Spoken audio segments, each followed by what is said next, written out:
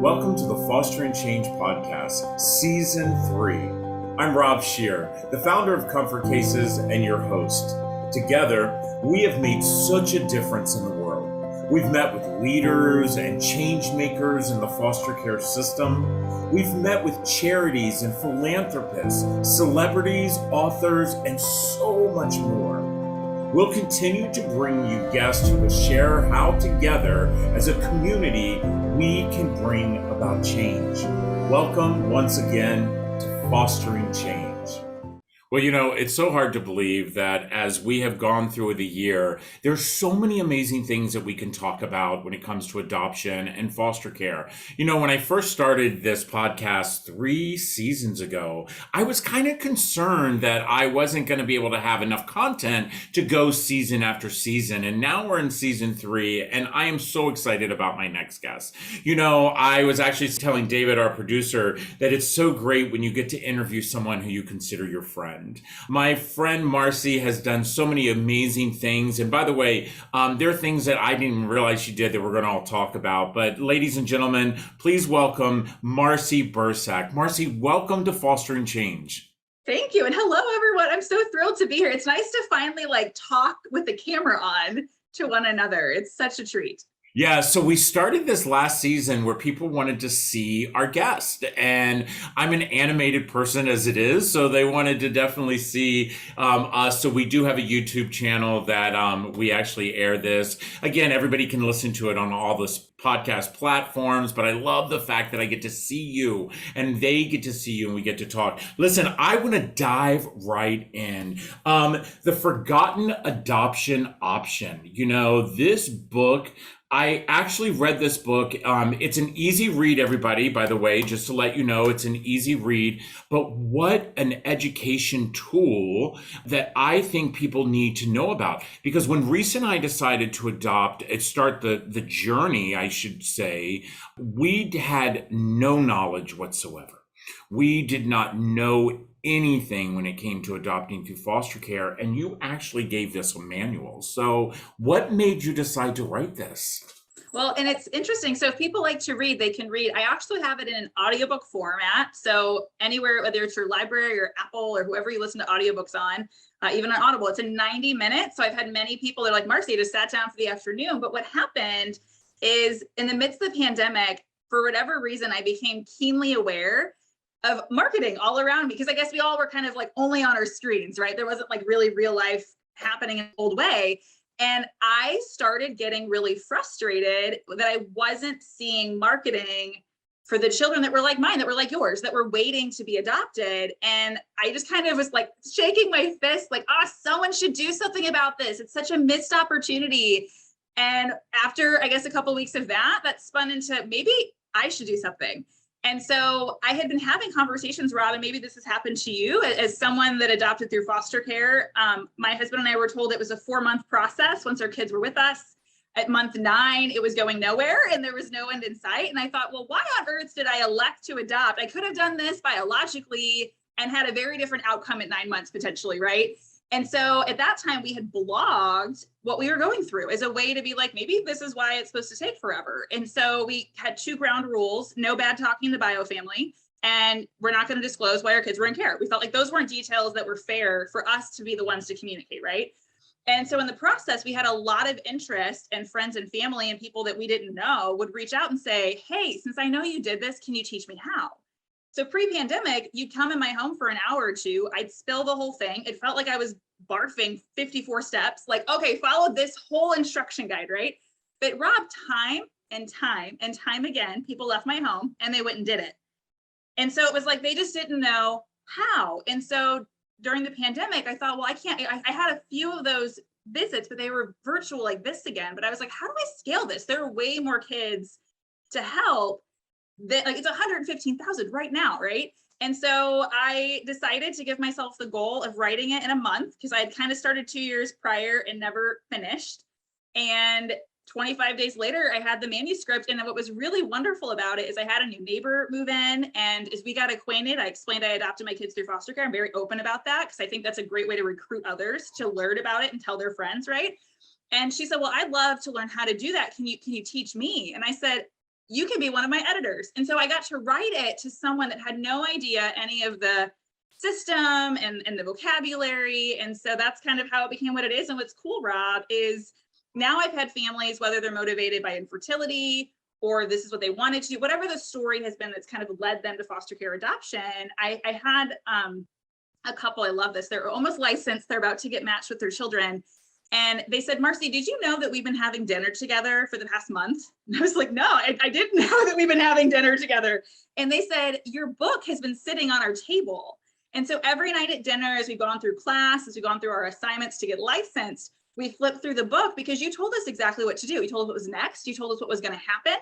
And they were like, we've just had this companion with us this whole time to help us know what to do. Because, Rob, you've been through this. It's hard to know what's next. And it's not really a written formula, but I kind of sifted that out and made it into something that you could rinse and repeat. Yeah, I definitely will have to tell you, Marcy, I was pretty impressed with, how you did lay it out step by step.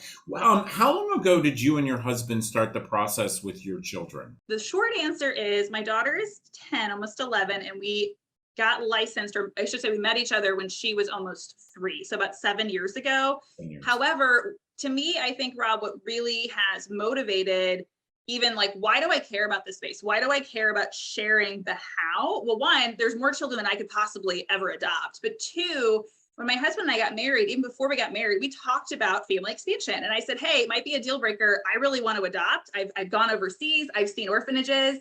And he said, I do too. My grandfather at age 7 was orphaned and never got adopted. And so we shared this commonality. And he said, I have one request, and that's that the children be from the United States. And I was like, I have no idea how to do this, because our heart was to get non-babies, like to get older kids. So Rob, really for me, it was, well, it took us 5 years to figure out, like, where do you even, how do you even do that? Right? Like, where do you start it? And then to find out that the cost of it is really affordable. It's $0 to $2,500 a kid, where most people think I could never adopt. It's so expensive. Well, some methods like international and infant adoption are tens of thousands of dollars, but foster care adoption is highly affordable. So, I have to throw the first wrench into the conversation, because that was not our experience. For my husband and I, 13 years ago, when we decided to be parents, we wanted to adopt. I wanted to adopt overseas, by the way, as a kid who grew up in the foster care system. I did not want, as I would say to my husband, one of those kids. My husband reminded me that I was one of those kids, and he's really smart, by the way, compared to me. And so we ended up having our first 2 children arrive, and 3 months later, we had 2 more children arrive. But it ended up costing us a little over $65,000 to adopt our children. I'm very open about it in our book. And that was because we were 2 white gay men trying to adopt 4 children of color. And what I love is that I'm talking to people who now are experiencing what my husband and I experienced, and that's not the way it is any longer. So I'm so happy to see that you are right where it's that 0 to 25. But I want people to know, as you've read my book, A Forever Family, that, it wasn't like that for us. And I do have to say something. I want to back up, because something that you said that if I regret doing, and I have said this in public forum, I did write a memoir. I told my children as I was writing my memoir, and my publishers and stuff were, we were writing it. I did talk about my children, about their experience and how they came in. And now that my kids are in that teenage year, not that any of them have said, Dad, I wish you wouldn't have shared that part of my life. I do feel a little guilt. So I love that you said, keep how they came into the system out of, the way you talk about it. I love that. But Rob, so much of parenting is trial and error, right? Like, we don't know. I mean, to put my children, they're on the back of my book. It's a family photo. I asked them in advance. They were very young when that came, because their peer group at school didn't know. They were adopted before they entered the grade school system. And what I loved is my son, who's a very compassionate child, just looked at me and said, Mom, if I say it's okay to put my face on the back, do you think that somebody might adopt a child because they'll see me? And I was like, yeah, because when you can see someone else do it, it normalizes it, right? He was like, well, then by all means, I want my photo on the back.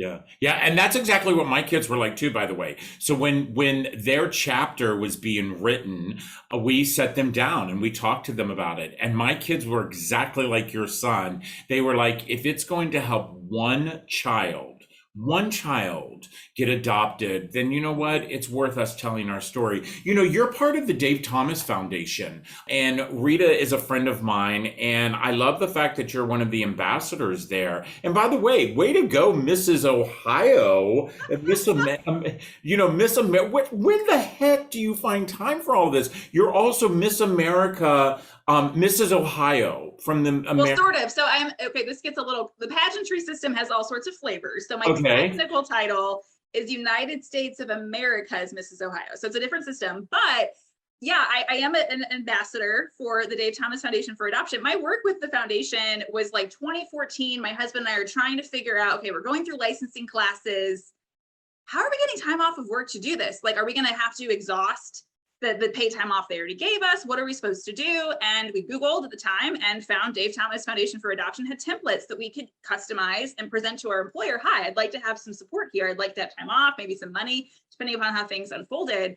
So it was kind of a natural progression when I wrote the Forgotten Adoption option in my 1 month of focus. One of my goals was, okay, if I'm going to do this the way that could be a big, scary goal, what would I want to do? And I put the Dave Thomas Foundation for Adoption high on, I want to talk to them about an endorsement. And so Rita was very excited to provide that and very supportive at the time. It was very out of the box. I know that like this random mom who adopted kids wanting to do this is different. But then what happened last summer, Rob, I did not grow up doing pageantry. I have worked in like the nonprofit arena for Dress for Success. So I've spent time in like that space, not in get dressed up, wear swimsuit and heels. Like that's not my DNA. But what happened last summer, Rob, is I was on the brink of leaving for vacation.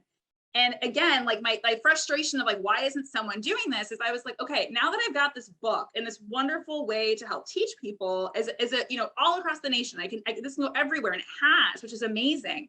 But how do I change the perception? And you said it earlier, like, I don't want one of those kids, right? And I'm like, there's some, you know, there's a little bit of truth to that in some ways. There are some behavioral things. The research shows that. The research shows adoption is full of that. Like, that's just part of what happens.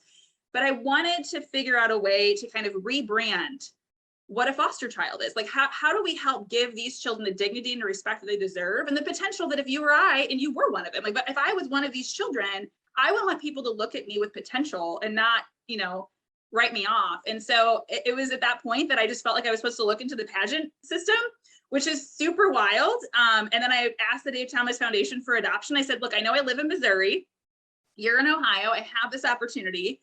And they said, Marcy, do they understand you don't live here? And I was like, oh, I'm very aware. And I've told my friends and family. I thought they'd call me crazy. No one did. They're all very, very supportive. And Rob, surprisingly, the foundation told me no one has ever done this before, which I think is such an incredible opportunity of like, how do you take a message to a positive light, right?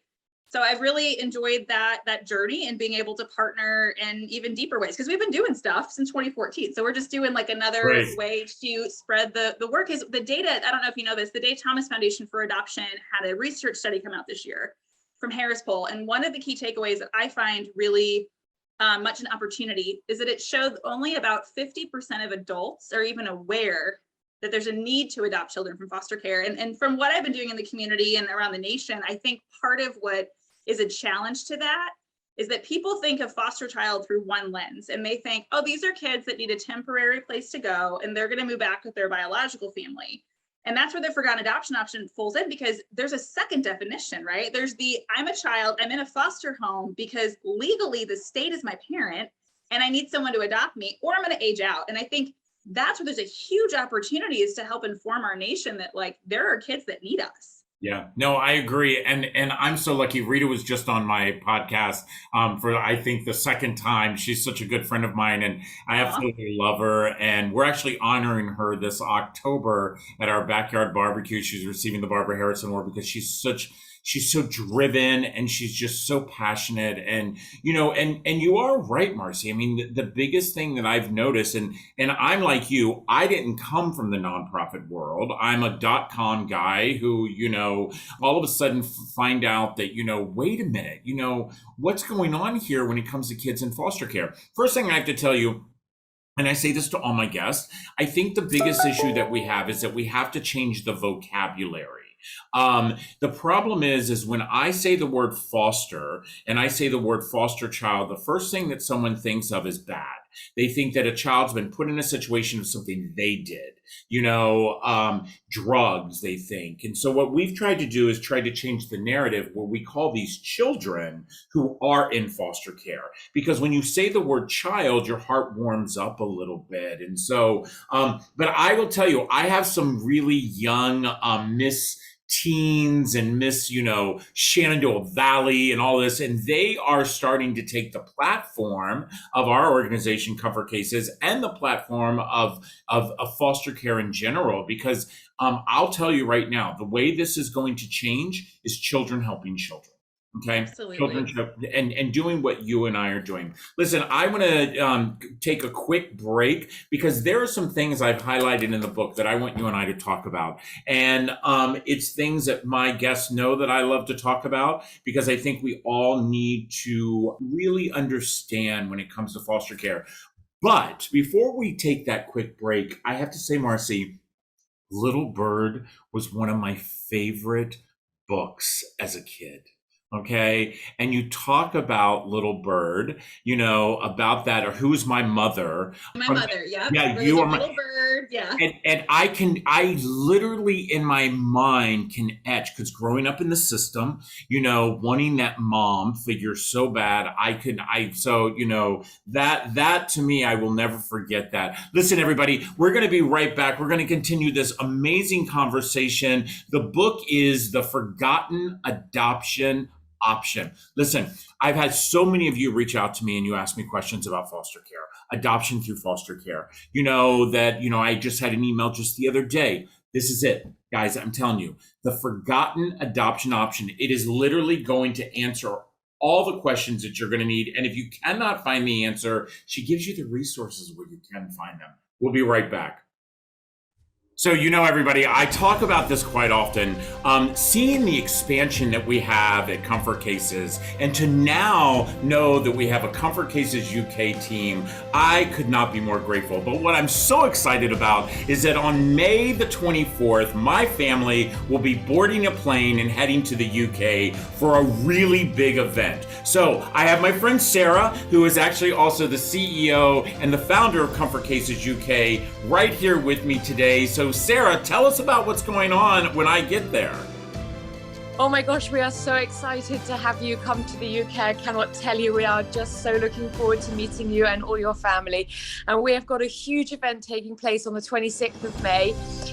We are introducing Comfort Cases to our community, to our network, and we are so excited to invite you to talk as our keynote speaker. And we will be doing some fundraising on the evening, but most importantly is to spread the message of how important the work that Comfort Cases UK is trying to do, and to continue all the good work that you've already been doing over there in the US. And things are happening really fast here, and we just cannot wait for you to share it with us. Well, I will tell you, I'm really, really excited. So listen, everybody, for those who are listening to our podcast, or actually you're watching it on YouTube, I want you all to do me one big favor. I want you to go to comfortcasesuk.org and donate. That's exactly right. What you would have donated to Comfort Cases, here, I want you to go donate to comfortcasesuk.org. We truly need to make people understand, whether there's a pond that is separating us, we are all one community. So Sarah, I'm excited to come to the UK, sending lots of love, and please, comfortcasesuk.org.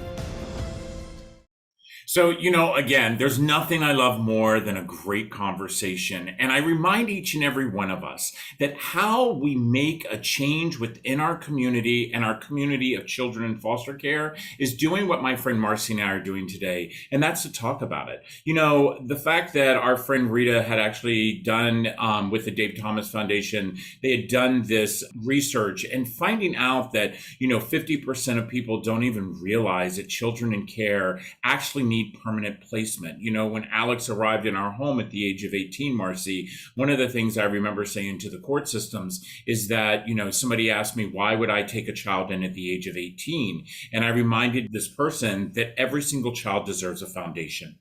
Every single child deserves to know that they are loved. And every single child deserves a forever family, you You know? do, because life doesn't end at 18, right? There's all these milestones in just life, like 18 to what, 80, somewhere in there. There's a lot of life there.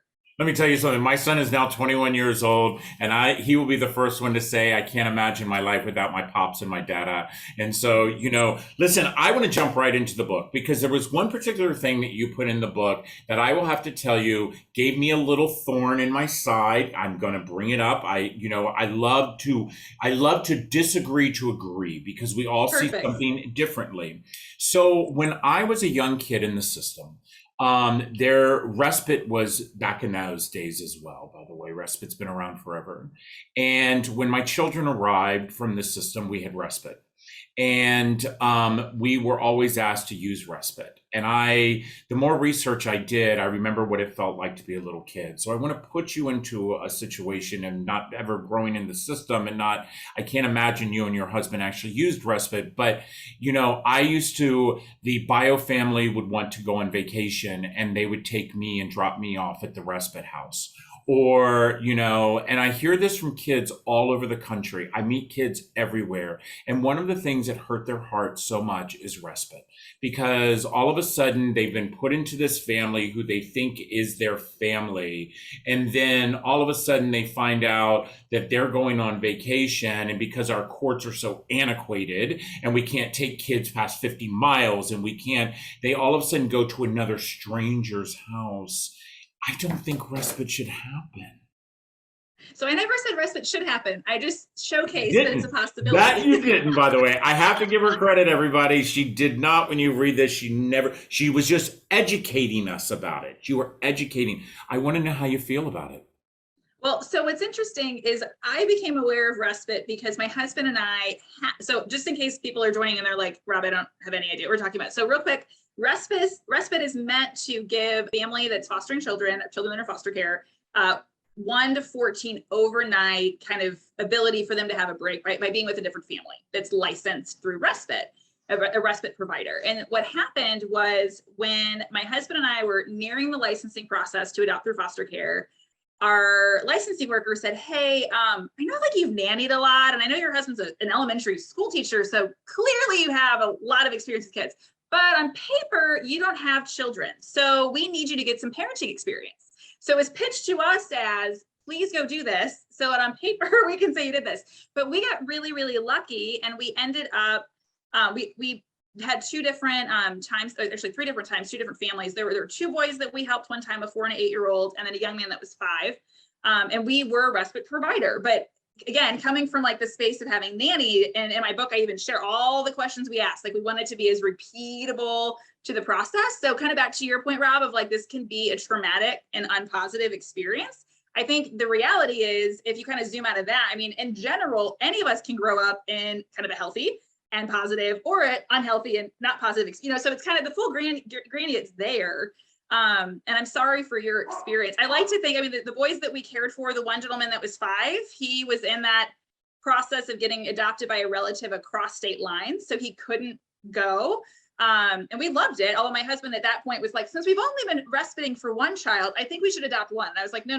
We're doing siblings. Like that is clear. If you're going to do up to 2, we're doing them together. And the 2 boys that we did respite for, we've actually, we took them to church with us that weekend, and we learned as they walked into the kids' classroom that the teacher there was a preschool teacher, like at their school, like she knew them, like she called them by name, and we were like, what? So we ended up like having this beautiful connection. That woman ended up becoming one of my mentors. She also fosters, she's a single mom. So we've had really positive relationships. The family that had the 2 boys ended up adopting them. We've been in each other's lives. So I had a very I love that. flavor. Those are the stories I want to hear. Those are the stories I want our listeners to hear, because I have not had really nice things to say about respite. Once people say things based on the experience that they have gone through. Sure. Okay? And they also say things based on the fact of people that you meet and the children that I've met. And, I remember when my kids were little and the adoption process had not not happened yet.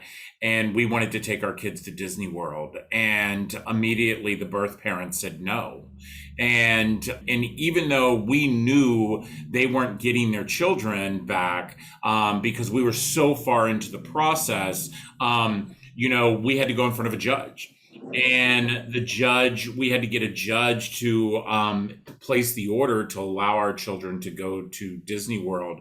And now as adult, older, 13 years has passed, I understand the reason why they said no. I truly understand the reason why they say no.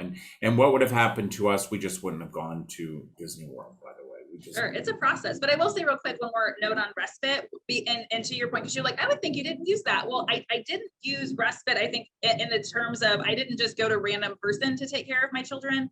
There was a point where my husband and I wanted to take an anniversary trip just across state. And we wanted someone to care for our kids. But when your kids are technically in the state's custody still, you can't just leave them with a relative. And so I recruited my dad, who kindly underwent the training. It was all online. So he became a respite provider. But I'll tell you, Rob, I remember being on the phone with my dad during that trip for like a solid hour, where he was the behaviors, it was very different than anything he had ever been exposed to. Right. No, let me tell you something. We actually did the same exact thing you did. And so I did not consider that respite. I considered that, just like so many other families where, and for our case, Mima and Papa came in and to give, because you gotta understand, we had 4 kids under the age of 4 within 3 months. And what I find kind of humorous is that you made the comment about how they wanted you to do it because you didn't have any parenting experience. Could you imagine my husband and I?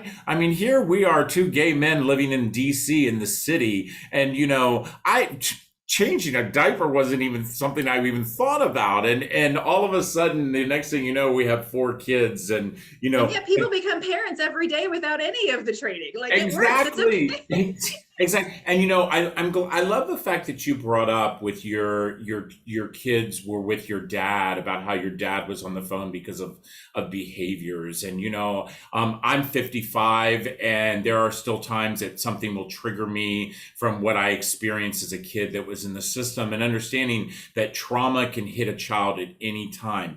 I want to jump back into the book for a second, because one of the things that I absolutely loved is that you did a lot of definitions for different things, whether it was the parent, whether it was the child. You really, made this as granular as possible for the things that, for me as an adoptive parent, that I was thinking about. And I want to tell you, when I read this book, I said this to you earlier, there was nothing like this when I was a kid growing up. And there was nothing like this when my husband and I decided to have children. And this would have opened our eyes in so many things. But since you are so deep within the system and knowing the system, I want to ask you, there is something that's happening quite a bit as we see children who are being adopted out of foster care, and it's reactive attachment disorder. It's always been around, but it's been very, very prevalent in the last 3 to 4 years. Have you worried about that with your children? So reactive attachment disorder, in case folks aren't familiar, it's also called RAD. So it almost sounds like a color red, but it's not. My husband and I knew we wanted to adopt older children. So we did it in addition to the typical licensing process. We did, I think they call it elevated needs. So we got additional training on it. In our state, they called it an invisible suitcase. And that is that a child, and sort of like to Comfort Case's point, it's invisible. It's not just a suitcase, it's invisible, that children bring with them, right? These things they've gone through. And to your point, it can trigger at any age, right? My children have certainly gone through different behavior issues. Has that sometimes been some attachment and reactive attachment? Absolutely. My kids at the time when we adopted them, well, we met at age 3 and 4 and then adopted a calendar year later. So at 4 and 5. And it's been really interesting, Rob. And as a family, we talk this all the time, is just this stark difference that the 2 of them had. My daughter went into care at 6 months old. So she doesn't really remember stability ever and doesn't really remember a lot of the details about what she was around. Whereas my son remembers going back and forth and back and forth and back and forth. And to him, and putting words to it as he's getting older, right? That he always thought he was going to go back because that's what he thought. That was a kid, you think as a kid. And so I think for him, some of those issues have been stronger because he just had this strong desire that he was going this way instead of that way. And I think it's hard, Rob. I mean, I didn't grow up in the foster care system, but one of my intentions with my book is really to help people understand the perspective of these kids. And I call it a lot of really big words that are terms for fears and just different things we're thinking that we might not put words to, right? And I think so much of that is even going with reactive attachment disorder, understanding, why is this happening? This isn't my kid hating me. This isn't my kid doesn't want to be grateful or adopted. I mean, so many people are like, aren't your kids grateful? And it's like, that's not, we don't go into this for our kids to be like, thank you so much. Like, that's just a kid, right? But it certainly is part of the story. I mean, I think I, for one, would be mad at times that I was adopted. I think I would be mad to not have choice in that. And I would be angry at the choices people made that impacted me, right? And so I understand and I empathize with it. Is it real? It is absolutely real, but I think unpacking it and fostering really good open conversation over our lifetimes to talk through those things and get the professional help, whether it's through a psychologist or psychiatrist, play therapy, all those things we've utilized for sure, has been really helpful just in unpacking the reality of what it is to be adopted from foster care. Yeah, and I will tell you, I love my therapist. I see him every Monday, and he's helped me get through a lot. And like my children who all have also, and I do have a son who suffers from RAD, and it did come out at a later stage. And it's so interesting. You're the first adopted foster parent I've met who actually had the same experience I did, where I had a sibling group, 6 months old, 3 months old, the youngest one came in, but my other son, he remembers being the boomerang kid, and how different the two of them are. I totally get that. Listen, everybody, the book is The Forgotten Adoption Option, okay? You have options. Each and every one of us have an option of how we build our family. Okay, we truly do. And we need to know that 115,000, just sink that in, that are children who are waiting for a forever family. So for those of you who have called me and said, well, I'm worried about the bio parents coming and yanking the kid back after I adopted them. No, listen, you have options, okay? You have options with this book. Marcy, you have another book that's out, which my husband and I are so honored to be in. When it is like, it's so crazy, look at this. Aren't you guys adorable? This is the greatest picture. I love that my husband has had it printed out and he's having it framed. And we are just so proud to say that you and I are family when it comes to this, because I do believe that when you become a foster parent or you adopt through foster care, you do, enlarge your family. And you should take advantage of those. Listen, everybody, again, the Forgotten Adoption Option, we'll have the link on our Facebook page, on all of our social media platforms. I want you to get educated about this, but don't worry, Marcy will be back in November, because we are truly going to talk about her new children's book, because truly what I said to Alex, and I say to my kids, and I say to everybody, every child deserves a forever family. Until next time, we'll talk again. Hi, everyone. I want to say thank you to each and every one of you for listening or watching the latest episode of Fostering Change. All of us on our team hope that you've learned something new today and have been inspired to be a good human. Now, just a reminder that you can always find Fostering Change on your favorite channels on Google, Spotify, iTunes, YouTube, and others, including, of course, comfortcases.org. I want to give a big thank you to all of you for joining us each and every week. And a reminder that if you have a suggestion for a guest, or maybe you might have a question about today's podcast, or are interested in becoming a sponsor of Fostering Change, please don't hesitate to email me personally at fosteringchange@comfortcases.org. Now, that's it for now. Thanks again, and we'll see you next Tuesday. Take care.